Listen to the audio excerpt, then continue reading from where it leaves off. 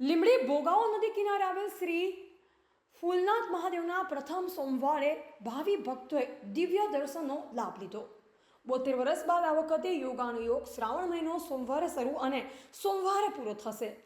10 વર્ષ પછી નવયોગ રચાશે. શ્રાવણ મહિનાના પ્રારંભમાં અમૃત પ્રીતિ સ્વાર્થ સિદ્ધિ યોગનો સંયોગ છે, જેથી આ પાવન શ્રાવણ માસમાં જપ તપ અને ભક્તિથી દરેક શિવ ભક્તોમાં ભારે ઉત્સાહ અને અનેરી ઉર્જા જોવા મળી હતી.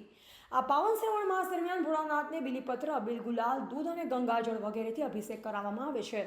શ્રી ફૂલનાથ મહાદેવને વિવિધ ફૂલોથી સુશોભિત કરવામાં આવ્યા. શંખ, નગારા અને ઘંટનાદથી સમગ્ર વાતાવરણ દિવ્ય, ભવ્ય અને અલૌકિક જોવા મળ્યું. દીપમાળાના દિવ્ય દર્શન કરી દરેક ભાવિ ભક્તોએ ધન્યતા અનુભવી. શ્રી ફૂલનાથ મહાદેવ મંદિરના મહંત મયુરગીરી બાપુએ સર્વના કલ્યાણ માટે પ્રાર્થના કરી હતી. રિપોર્ટર દિનેશ ગાંભવા સાથે જયેશ કુમાર ઝાલા, ધાંગધ્રા.